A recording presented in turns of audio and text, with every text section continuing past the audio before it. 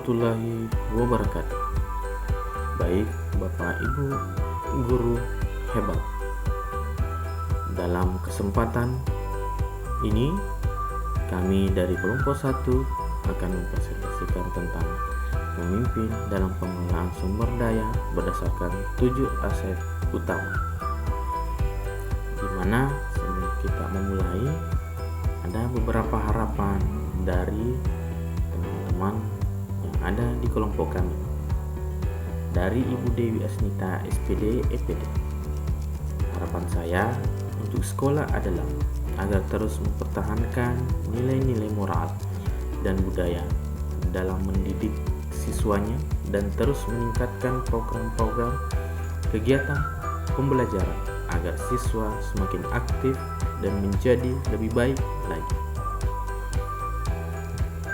Dari Ibu Erni SPD MPD, untuk sekolah saya ingin memberikan potensi yang terbaik untuk perkembangannya agar murid-muridku dapat belajar dengan optimal, agar minat dan bakat mereka bisa berkembang dengan baik. Dari Pak Syamsir SPD, saya berharap sekolah menjadi tempat di mana setiap siswa dapat berkembang secara optimal, baik dari segi akademik maupun non-akademik, dan terciptanya lingkungan belajar yang inklusif, menyenangkan, dan menantang, sehingga siswa merasa termotivasi untuk belajar dan mencapai potensi terbaik mereka.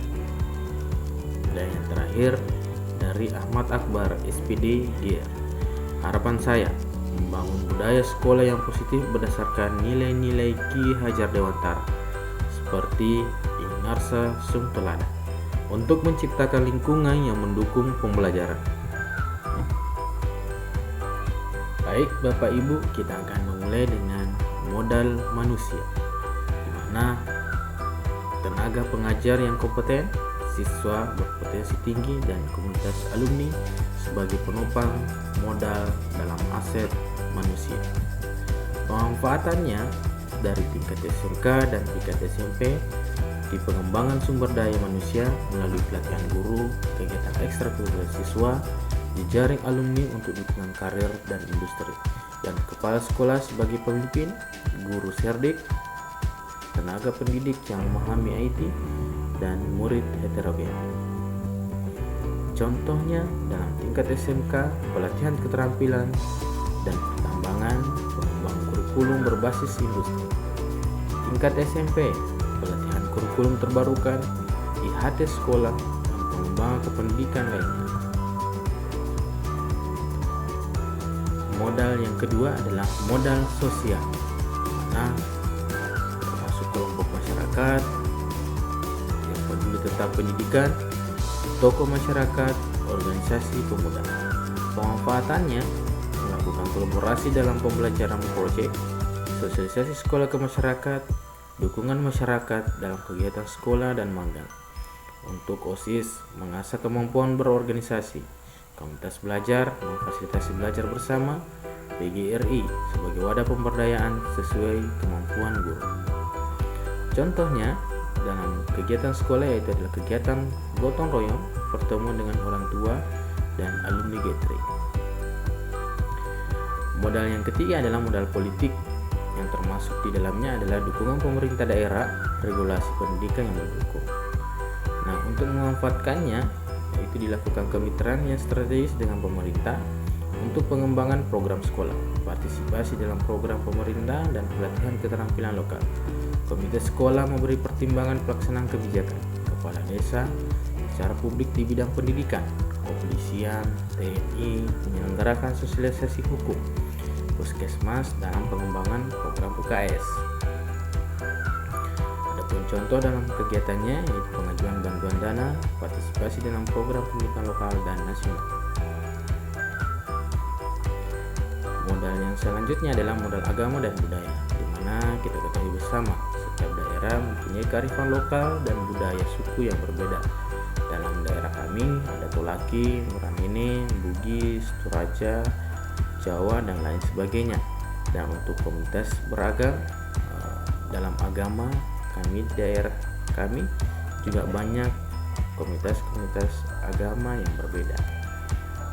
Nah, untuk pemanfaatannya dalam tingkat sekolah adalah penerapan budaya positif dalam sekolah, pembentukan karakter siswa melalui nilai-nilai budaya lokal, integrasi tradisi dalam kegiatan sekolah, peringatan hari besar agama, PTQI, dan contoh-contoh budaya yang lain ada di Rosa, tarian Muhawea, dan ada lagi tarian Lumense.